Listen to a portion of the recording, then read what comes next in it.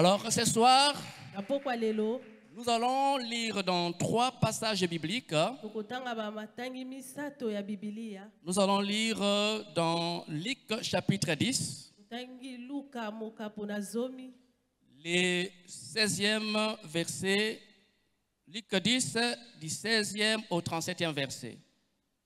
Nous allons également lire Colossiens chapitre 1,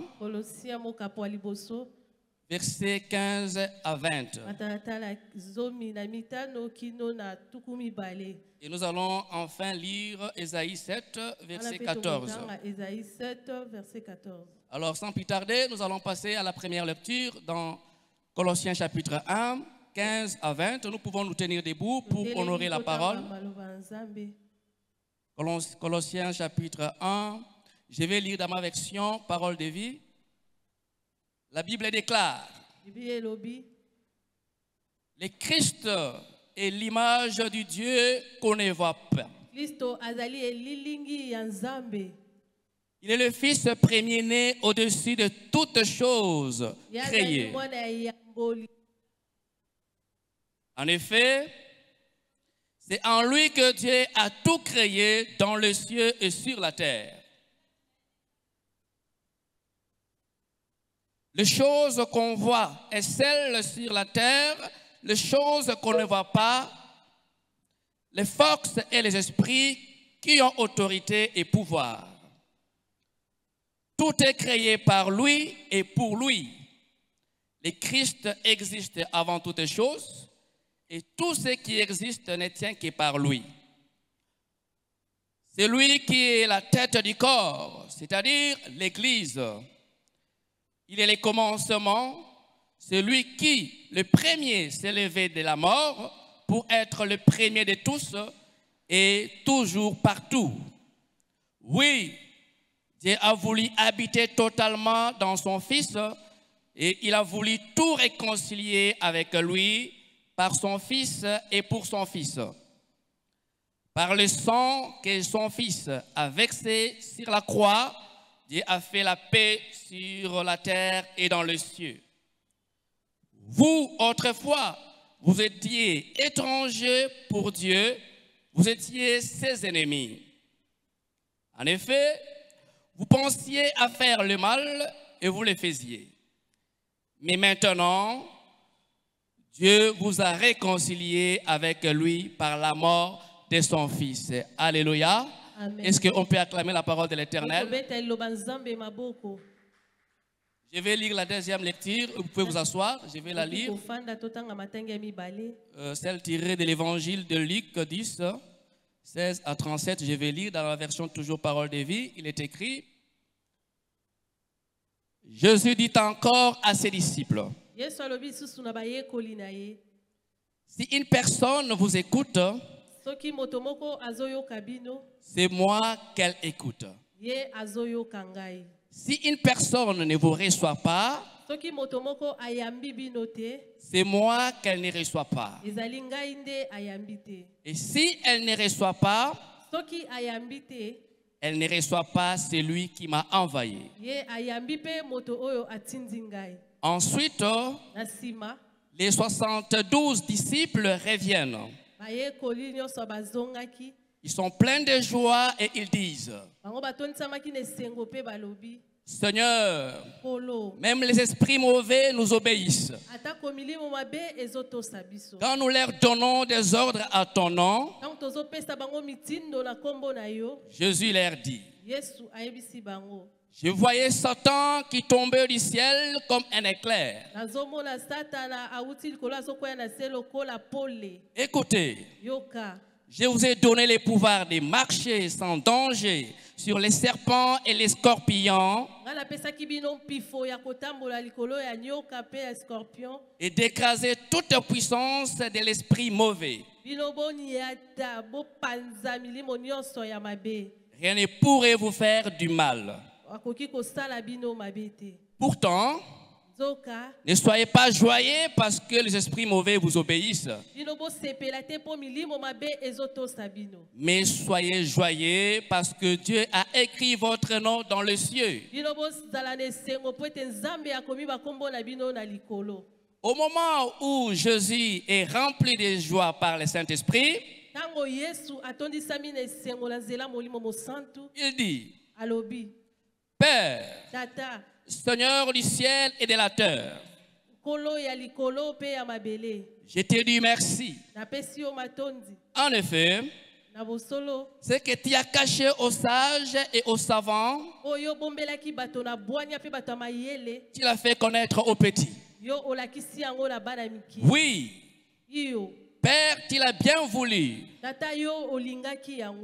Mon Père m'a tout donné. Personne ne connaît le Fils sauf le Père. Personne ne connaît le Père sauf le Fils.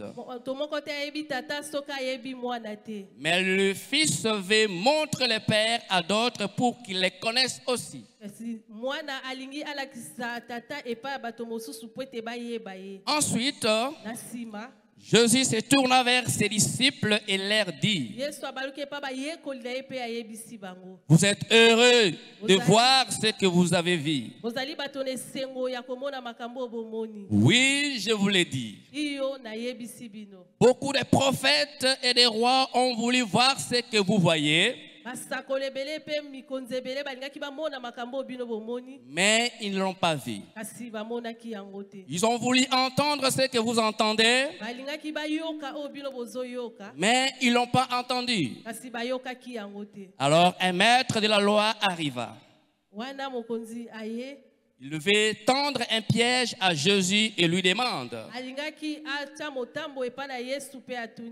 Maître, qu'est-ce que je dois faire pour recevoir la vie avec Dieu pour toujours? Jésus lui dit, qu'est-ce qui est écrit dans la loi? Comment est-ce que tu les comprends? L'homme répond, tu dois aimer le Seigneur ton Dieu de tout ton cœur, de tout ton être, de toute ta force et de toute ton intelligence. Et tu dois aimer ton prochain comme toi-même. Jésus lui dit, tu as bien répondu. Fais cela et tu vivras. Mais le maître de la loi veut montrer que sa question est juste. Il demande à Jésus, et qui est mon prochain? Jésus lui répondit, un homme descend de Jérusalem à Jéricho. Des bandits l'attaquent. Ils lui prennent ses vêtements. Ils les frappent, ils s'en vont et les laissa à moitié morts. Par hasard, un prêtre descend aussi sur cette route. Quand il voit l'homme, il passe de l'autre côté de la route et continue son chemin.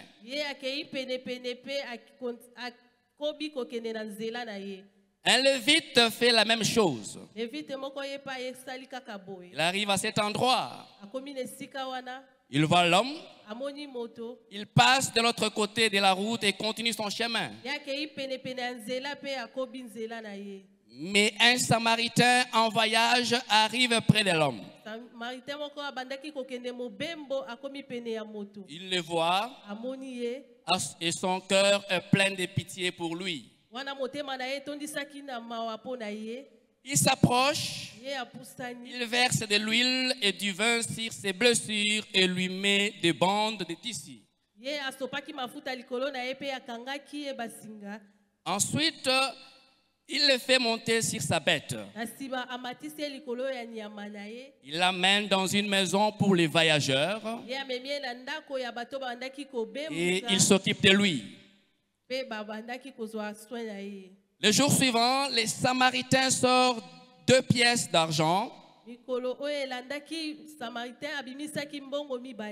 donne au propriétaire de la maison et lui dit, occupe-toi de cet homme. Ce que tu dépenseras en plus pour lui, je les rembourserai moi-même quand je reviendrai par ici.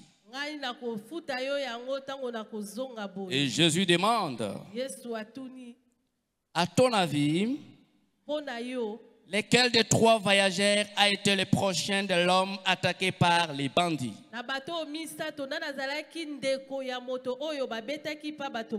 Le maître de la loi répond, celui qui a été bon pour lui. Alors Jésus lui dit, va et toi aussi fais la même chose. Alléluia. Amen. Peuple de Dieu, ce soir vous avez compris avec moi ces 2 lectures qu'il s'agit d'un homme. Il s'agit de cet homme qui avait été annoncé dans les temps anciens et qui a pris corps dans les temps nouveaux. Dans les temps anciens, il a été question de l'annonce de Jésus-Christ. On a parlé de l'avenir de Jésus-Christ. Et c'était la gloire pour tous ceux qui croiront en lui.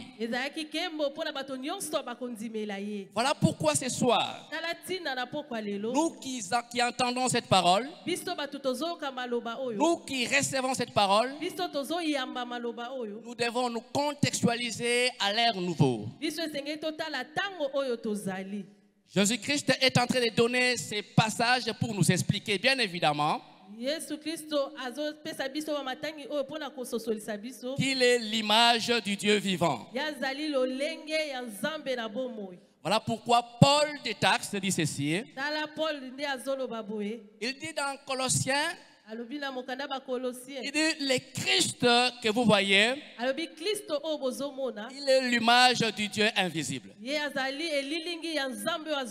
Généralement, beaucoup de gens pour croire en Dieu, ils veulent voir des choses visibles, palpables. Mais Christ qui est annoncé dans les temps anciens n'avait pas d'abord été visiblement connu.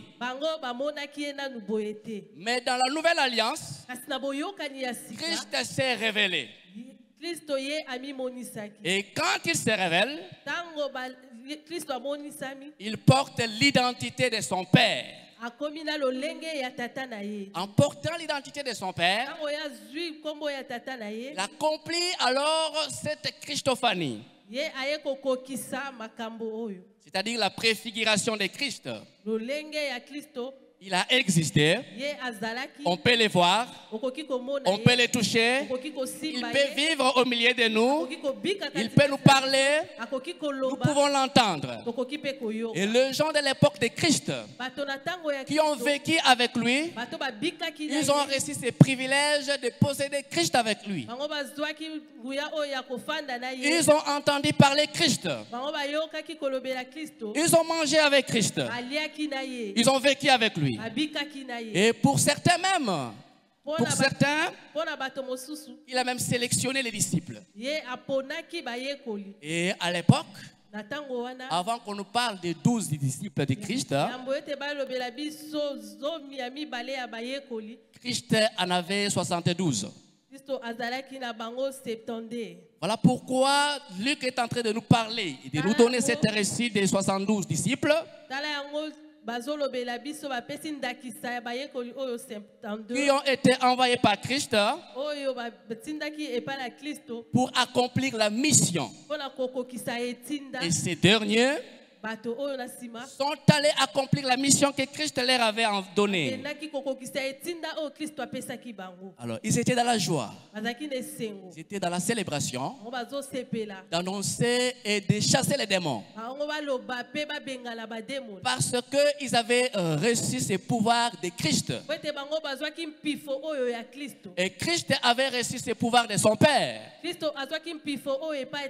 Et il a habité parmi les hommes. Et habitant parmi les hommes, il a transféré ses pouvoirs à ce dernier. Et il les a envoyés.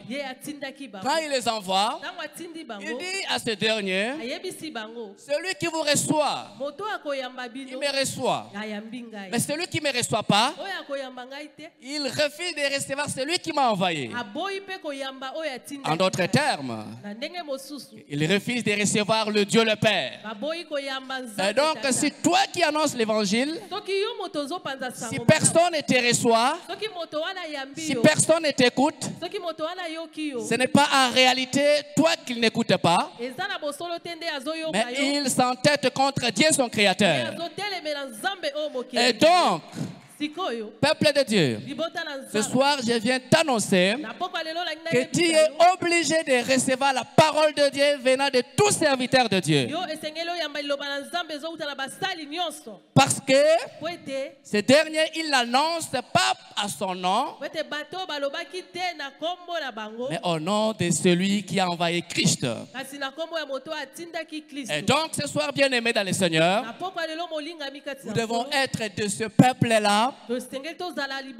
Accueillons la bonne nouvelle de celui qui était mort à la croix, de quiconque nous l'annonce.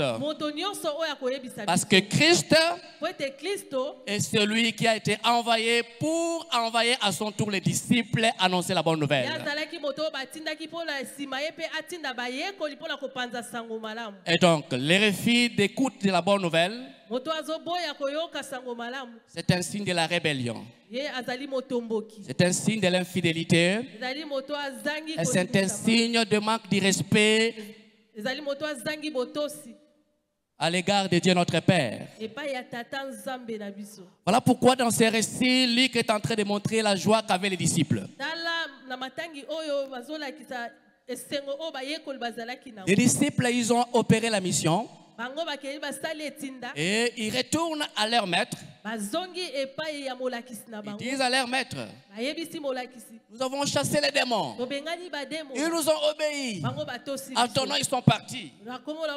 Mais la réponse de Christ est très très rigoureuse à l'égard de ces derniers. Christ dit à ses disciples, il dit, vous avez reçu le pouvoir de chasser les démons. Cela ne doit pas vous réjouir. Parce que je vous ai donné ces pouvoirs. Mais ce qui est important pour vous, c'est que votre nom soit enregistré aux cieux. Et c'est ce qui est important pour toi qui es assis là. Et ce qui est important pour moi qui vous annonce cet évangile. L'essentiel, ce n'est pas de chasser les démons. L'essentiel est que mon nom soit enregistré au ciel. Je peux chasser les démons parce que j'ai eu ces pouvoirs. Je peux chasser ces démons parce que Christ m'avait donné ces pouvoirs. Mais le plus important pour moi, c'est que mon nom soit enregistré dans les cieux. Et c'est ce qui est important pour toi, bien-aimé. Que ton nom soit enregistré là-haut. Parce que l'Éternel les reconnaît que ce qu'il a envoyé, accomplir sa mission. Voilà pourquoi, peuple de Dieu, nous devons être conscients que lorsqu'il s'agit d'annoncer la bonne nouvelle de Dieu, nous devons l'annoncer pour que nos noms soient enregistrés dans les cieux. Nous ne devons pas l'annoncer pour prouver qui que ce soit. Mais nous devons l'annoncer pour que nous soyons enregistrés dans les cieux. C'est en cela que réside l'annonce de la bonne nouvelle. Et c'est avec amour qu'il faut l'annoncer. Et c'est avec zèle qu'il faut l'annoncer. Et avec joie qu'il faut l'annoncer. Cela réside dans l'amour de sauver les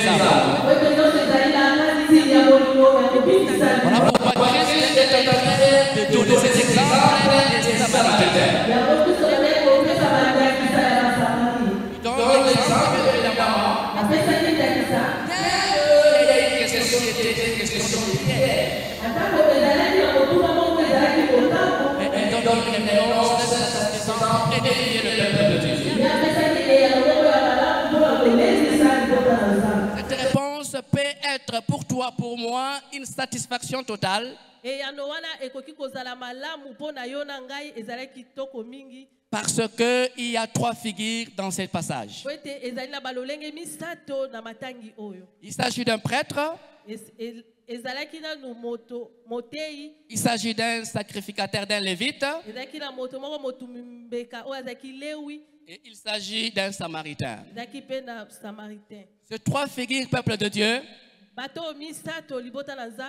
doivent nous interpeller ce soir. Pourquoi ils doivent nous interpeller? Parce qu'il s'agit bien évidemment d'un homme comme toi et moi qui a été victime d'attaques et qui était tombé par terre, qui était affaibli, qui n'avait pas de secours. Mais ces derniers a eu la visitation de 3 catégories de personnes. 3 catégories de personnes. Un prêtre, un lévite et un sacrificateur. Vous allez vous poser la question, pourquoi est-ce que le prêtre est passé sans venir en aide à celui qui était frappé par les bandits? Pourquoi le lévite est passé sans venir en aide à celui qui avait été tabassé par les bandits? Pourquoi ces deux qui sont censés apporter satisfaction et soutien n'ont pas soutenu celui-ci, mais que les Samaritains qui étaient exclus l'a fait? Peuple de Dieu, vous allez savoir ceci. Dans l'ancienne alliance, dans le judaïsme, les prêtres et les lévites étaient consacrés au service sacré. Et donc, il ne devait pas s'essuyer. Il ne devait pas toucher tout ce qui était impureté. Pourquoi? Parce qu'ils étaient réservés à l'Éternel. Mais ces Samaritains est l'image du Christ. Celui qui a accepté de porter le péché pour que toi et moi soyons sauvés. Il n'a pas regardé la dimension de tes péchés, mais il a porté tes péchés-là et il t'a délivré. Cet exemple du Samaritain qui a marqué l'époque doit être ton exemple. Doit être ton exemple. Pourquoi cela doit être ton exemple? Parce que tu n'es pas saint. Ces lévites et ces prêtres n'étaient pas saints. Mais ils ont quand même échappé de justesse à sauver ces derniers. Parce qu'ils se croyaient plus saints que celui qui était par terre. Mais l'attitude du Samaritain doit t'interpeller ce soir. Il sait très bien que cet homme qui est par terre a besoin de l'aide. Cet homme qui est par terre a besoin du soutien. Mais il nous arrive aussi dans la vie de chaque jour.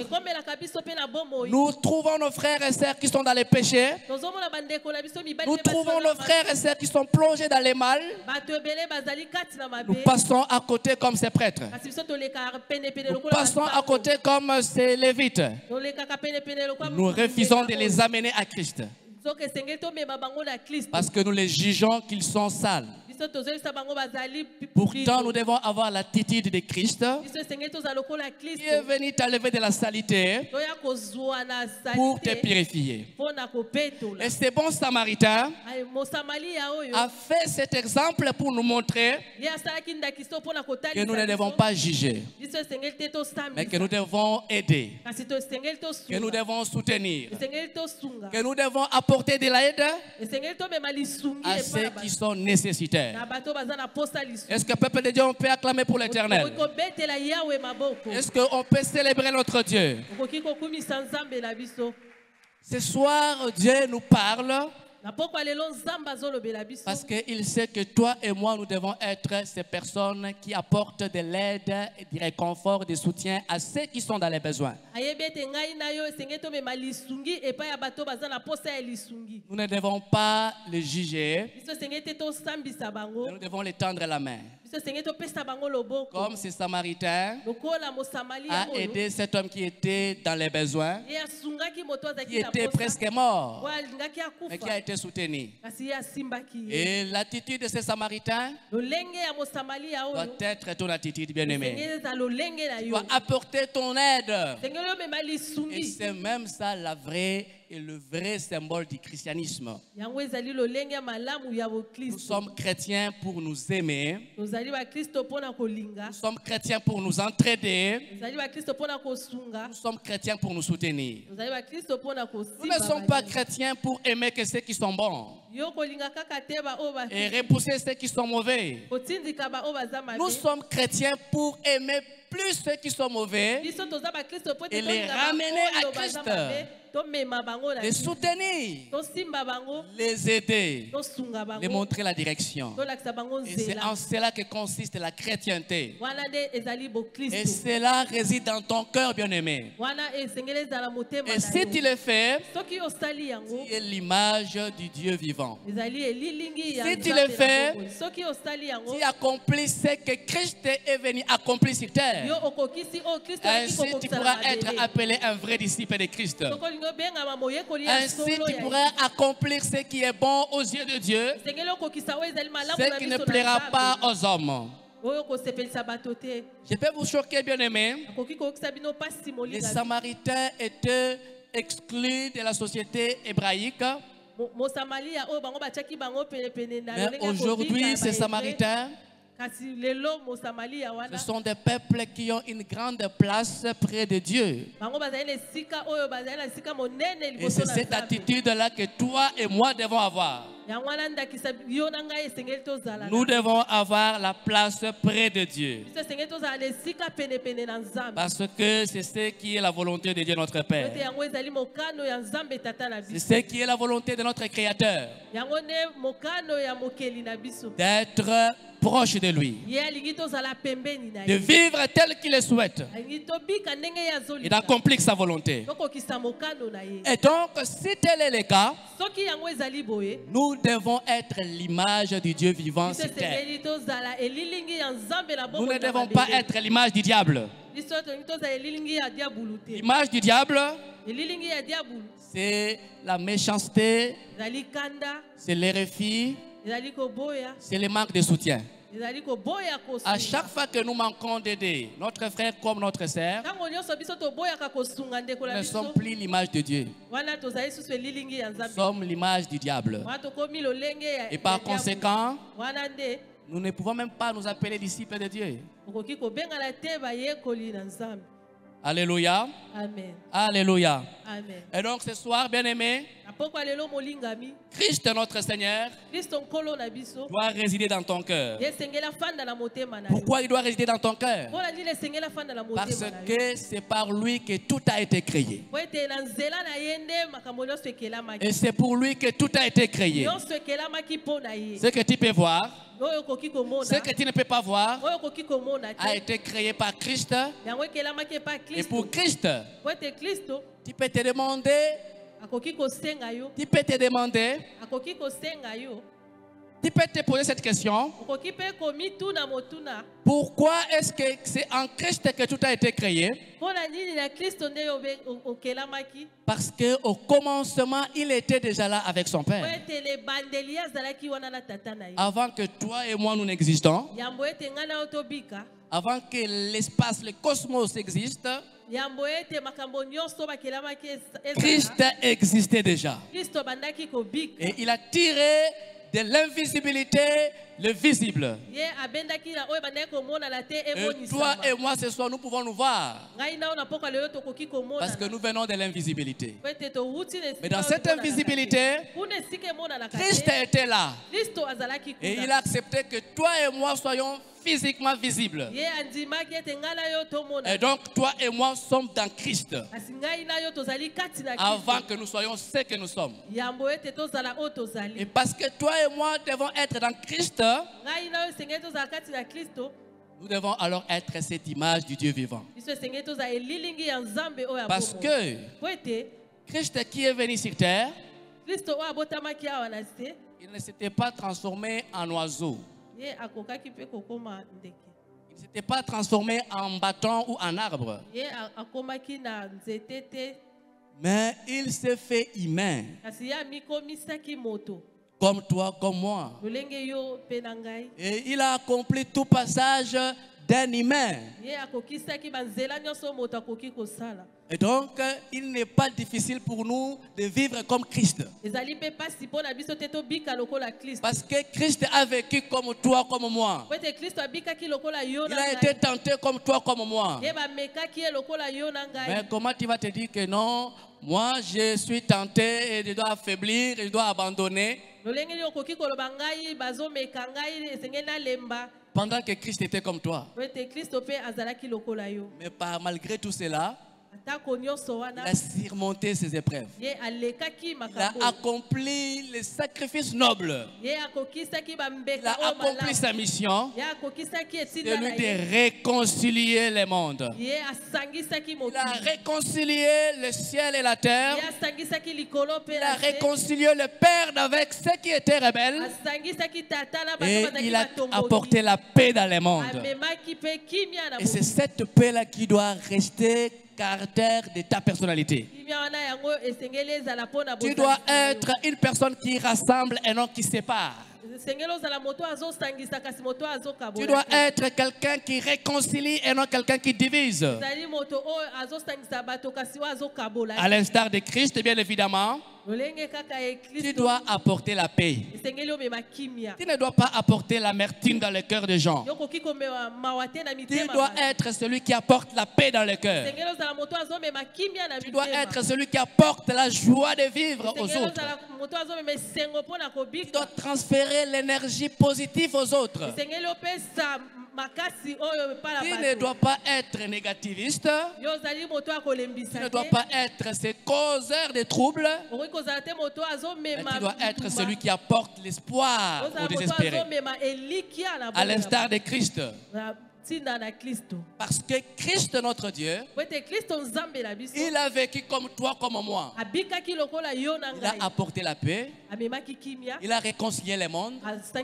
Il a apporté espoir aux désespérés. Et il a rétabli cette relation qu'il y avait entre le Père et le Fils. Et donc si toi et moi agissons ainsi, nous sommes réellement l'image du Dieu vivant. Si toi et moi apportons cette nouvelle de réconciliation, cette nouvelle de paix, nous sommes des alter Christus, des autres Christ. Et donc, nous devons être heureux et joyeux de savoir que nos noms sont enregistrés dans les cieux. Pourquoi? Parce que nous avons apporté la nouvelle qui est primordiale que Christ est venu nous apporter au monde. Cette bonne nouvelle de la paix, cette bonne nouvelle de la joie, cette bonne nouvelle de l'espérance, et par-dessus tout, cette bonne nouvelle de la sanctification. Parce que nous devons être saints comme Christ est saint. Paul l'a très bien dit aux Colossiens. Il a dit aux Colossiens, à cette époque c'était aux Colossiens, mais aujourd'hui c'est à nous, amour de Jésus-Christ. Il dit Christ est à l'image de Dieu. Il est la tête du corps, qui est l'Église. Et par son sang, nous avons été réconciliés pour que nous soyons saints, pour que nous ne soyons pas irréprochables à Dieu. Et comme nous devons être saints, nous devons demeurer dans cette sainteté jusqu'à la fin du temps. Nous ne devons pas être saints ou purs pour un temps. Nous devons être continuellement dans la sanctification et dans la pureté. Parce que Christ est notre Père, qui a accepté de nous réconcilier avec son Père, est saint. C'est pourquoi nous, ce soir, à l'instar de Christ, nous devons être saints. Nous devons être des personnes de foi. Pourquoi nous devons être des personnes de foi? Parce que ce que nous avons entendu parler de Christ était bien évidemment la bonne nouvelle. Et cette bonne nouvelle avait été annoncée depuis la nuit des temps. C'était quoi la bonne nouvelle? L'annonce de celui qui devait délivrer le monde de l'ennemi. La bonne nouvelle de celui qui devait venir pour nous racheter. Cela a été annoncé dans les temps anciens. Cela s'est vécu au temps actuel. Et nous sommes bénéficiaires de cette grâce. Parce que nous sommes dans cette alliance. Et nous sommes bénéficiaires de cette alliance. Et Christ ce soir, il est en train de te faire bénéficier de cette grâce. D'être aussi cette personne qui va annoncer la bonne nouvelle à tout le monde. Et donc ne te limite pas à ne pas annoncer la bonne nouvelle. Ne pense pas que la bonne nouvelle que tu annonces, elle ne te convient pas. Elle te convient bien évidemment. Ne cherche pas des mots extravagants pour annoncer. Annonce-la dans la simplicité. Pour consoler ceux qui sont affligés. Pour soutenir ceux qui sont faibles. Pour délivrer ceux qui sont captifs. Et pour annoncer l'année de la délivrance à ceux qui sont emprisonnés. Et c'est cette bonne nouvelle que toi et moi devons annoncer au monde. Et c'est la mission que Christ notre Dieu nous donne, toi et moi ce soir. Nous devons être les disciples fidèles qui annoncent l'évangile de paix, l'évangile de joie pour sauver des vies. Et donc tout ceci veut simplement dire que nous devons être l'image du Dieu vivant. Parce que nous sommes vivants. Nous ne sommes pas morts. Et de notre vivant, nous devons annoncer l'évangile pour donner la vie éternelle à ceux qui vivent. Même si tu dois mourir aujourd'hui, mais annonce l'évangile pour que tu gagnes une vie pour la vie éternelle. Même si tu es dans tes moments difficiles, annonce l'évangile de la paix. Annonce l'évangile de la sanctification. Annonce l'évangile de la purification. Et tu as déjà reçu le pouvoir de chasser les démons. Parce que Christ te l'avait déjà donné. Dès l'instant que tu l'as accepté, tu as eu ce pouvoir. Et donc tu ne peux pas encore chercher ses pouvoirs. Il se trouve en toi. Et fais juste agir ses pouvoirs. Et pour faire agir ses pouvoirs, c'est en annonçant la bonne nouvelle. Plus tu annonces la bonne nouvelle, et tu atteins même les personnes captives par les diables. Et tu les délivres. Et c'est en cela que consiste l'action de la bonne nouvelle. Peuple de Dieu, ce soir, toi et moi, nous devons être comme ces 12 que Christ avait confié la mission. Nous devons être comme les 12 que Christ avait confié la mission. Qui ne sont pas comme les 72. Qui étaient étonnés de voir comment ils chassaient les démons et que les démons les obéissaient. Et qui ignoraient qu'ils avaient reçu les pouvoirs. Des fois, il t'arrive que toi et moi, tu ignores que tu as le pouvoir de chasser les démons. Tu t'étonnes comment est-ce que tu as chassé les démons. Et tu es surpris que tu pries pour quelqu'un et la personne est en transe. Tu t'étonnes. Pourtant, tu as déjà reçu cela. Et pourtant, tu t'ignores. Donc tu as Christ en toi, mais tu t'ignores. Nous devons être conscients que nous possédons Christ en nous. C'est en étant conscient qu'on possède Christ en lui qu'on ne peut pas se permettre de vivre comme le monde nous l'inspire. Nous devons vivre selon que Christ nous commande. Parce que nous sommes conscients que nous portons Christ en nous. Et nous commandons le monde. Nous ne subissons pas les commandements du monde, mais nous commandons le monde. Et si tu veux posséder quelque chose, tu le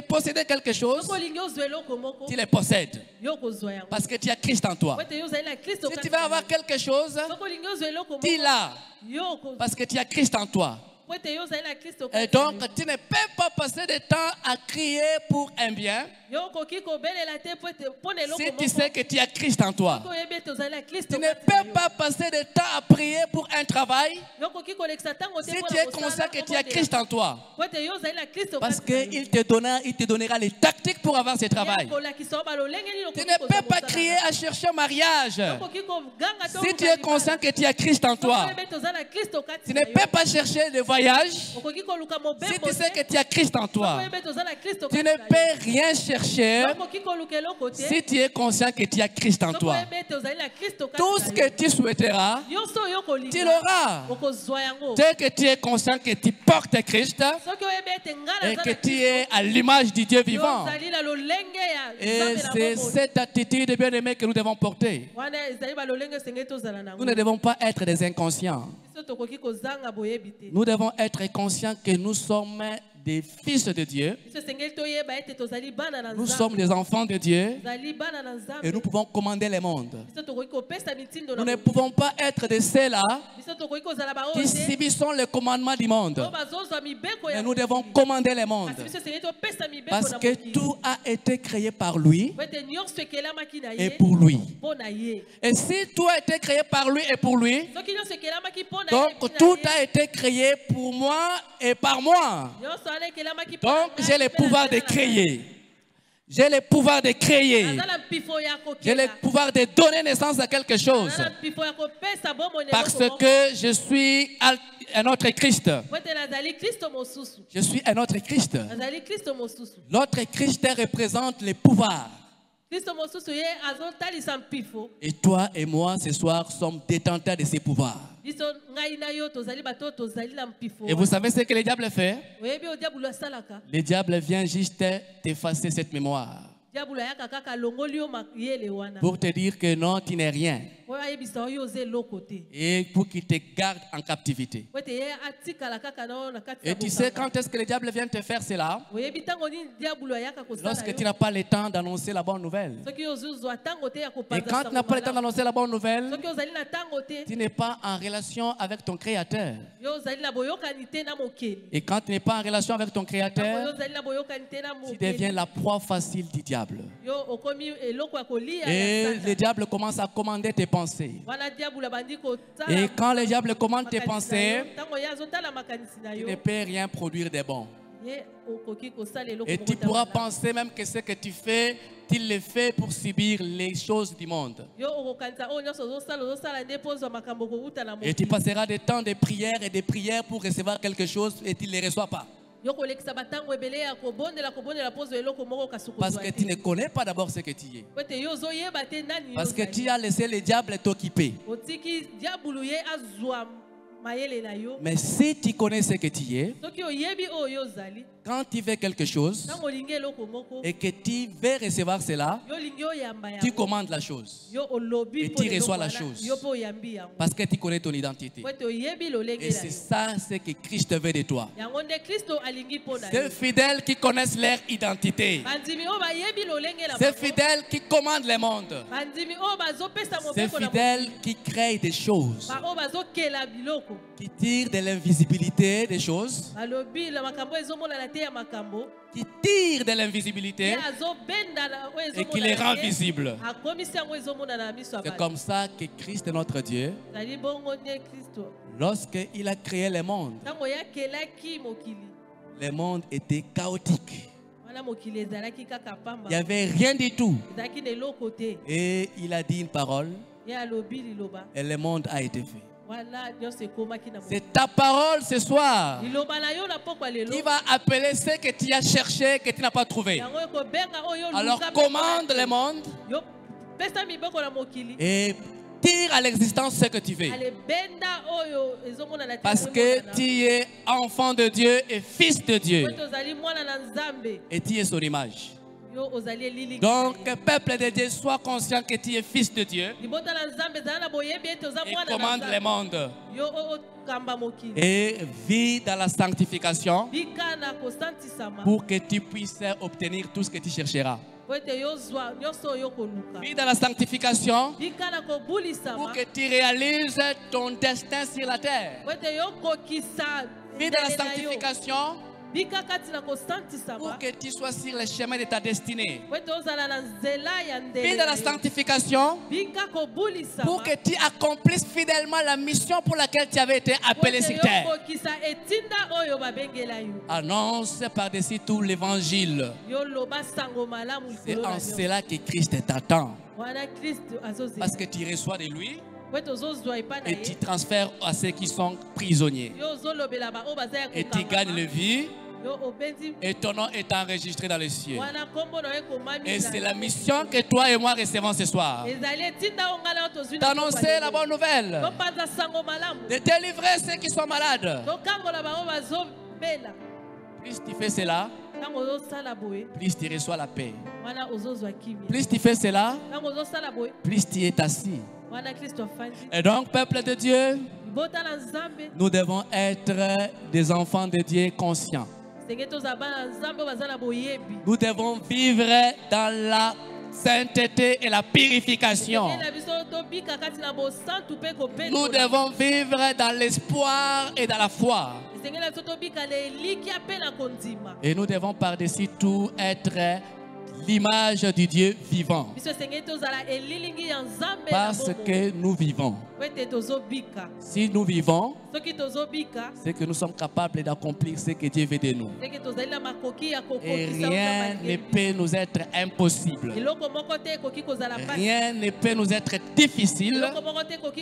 Rien ne peut être compliqué. Lorsque j'ai Christ à moi, lorsque j'ai Christ à moi, j'ai l'assurance d'un avenir glorieux. J'ai l'assurance d'avoir un avenir glorieux. Lorsque j'ai Christ à moi, je suis en paix. Lorsque j'ai Christ en moi, je ne manque de rien. Lorsque j'ai Christ en moi, je possède le monde. Lorsque j'ai Christ en moi, je commande le monde. Lorsque j'ai Christ en moi, je ne peux pas être un pleurnichard. Lorsque j'ai Christ en moi, je suis détenteur des énergies positives. Lorsque j'ai Christ en moi, nul ne se tiendra devant moi. Le diable ne pourra pas m'atteindre. Le diable ne pourra pas m'anéantir. Et voilà pourquoi, peuple de Dieu, tu dois te lever. Nous pouvons nous lever par cela. Tu dois prier. Tu dois prier à Dieu de te rendre comme tu souhaites qu'il soit. Tu dois prier à Dieu. Tu dois dire à Dieu, fais de moi ce que tu veux que je sois. Fais de moi ce que tu veux que je sois. Tu cries à Dieu ton Père. Fais de moi ce que tu veux que je sois. Tu pries à ton Créateur. Tu lui dis, fais de moi ce que tu veux que je sois.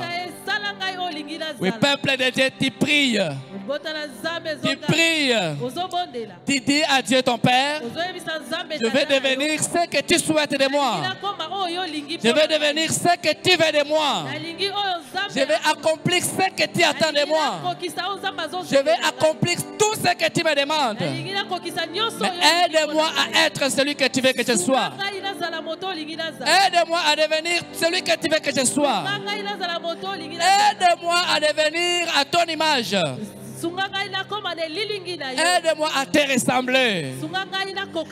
Aide-moi à te ressembler. Aide-moi à devenir ton fils. Oui, tu pries, tu demandes cela à ton Dieu. Tu pries, tu demandes cela à ton Créateur. Demande que tu accomplisses ce qu'il veut de toi. Demande à ton Dieu qu'il te fasse devenir ce qu'il veut de toi. Oui, peuple de Dieu, prie à ton Dieu ce soir. Qu'il te fasse devenir un chrétien fervent et fidèle. Qu'il te fasse devenir cet homme original. Qu'il te fasse devenir cet homme capable de connaître ce qui est bon pour lui. Oui, prie, peuple de Dieu, ce soir. Le Dieu qui t'a parlé ce soir t'aidera à devenir la meilleure version de toi-même. T'aidera à devenir la personne qui doit être toi. Oui, tu pries ce soir dans ce sens-là. Prie que l'Éternel te donne ton originalité. Tu pries que l'Éternel te donne ton originalité. Prie, demande à Dieu qu'il te donne ton originalité. Oui, peuple de Dieu, prie ce soir. Prie à Dieu. Prie à Dieu. Peuple de Dieu, prie. Éternel notre Dieu, éternel notre Père. Nous voulons être ces peuples. Nous voulons être ces corps qui agissent efficacement selon que tu l'auras souhaité. Ce peuple qui se met devant toi, Seigneur, a besoin de ton aide. Ce peuple qui se met ce soir a besoin de devenir un peuple fidèle à tes ordres. Accomplis-les dans leur vie, peuple de Seigneur notre Dieu. Accomplis-les dans leur vie. Accomplis-les.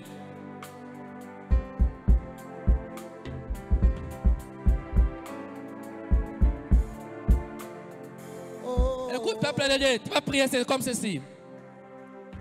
Tu vas prier contre tout esprit qui t'a avalé et qui fait que tu ne sois pas conscient de ce que tu dois devenir. Que cet esprit-là qui t'a avalé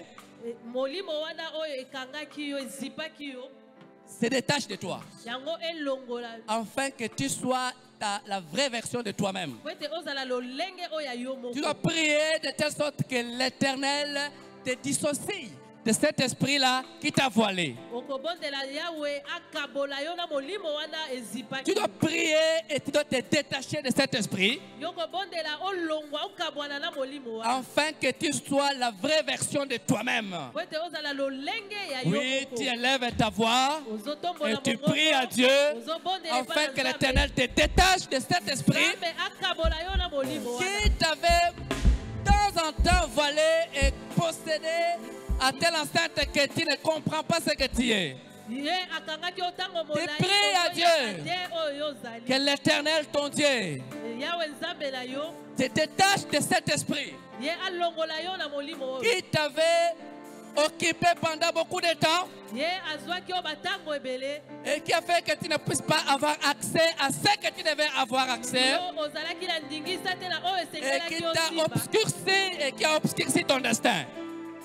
Alors tu pries à Dieu. Tu pries à Dieu. Tu pries à Dieu ce soir, peuple de Dieu. Prie à Dieu. Prie à Dieu.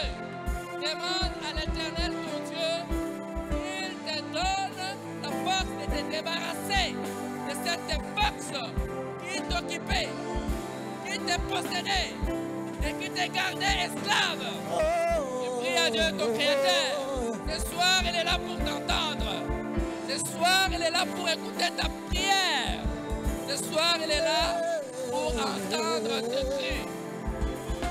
Prie à ton Créateur. Prie à ton Dieu. Prie à ton Dieu.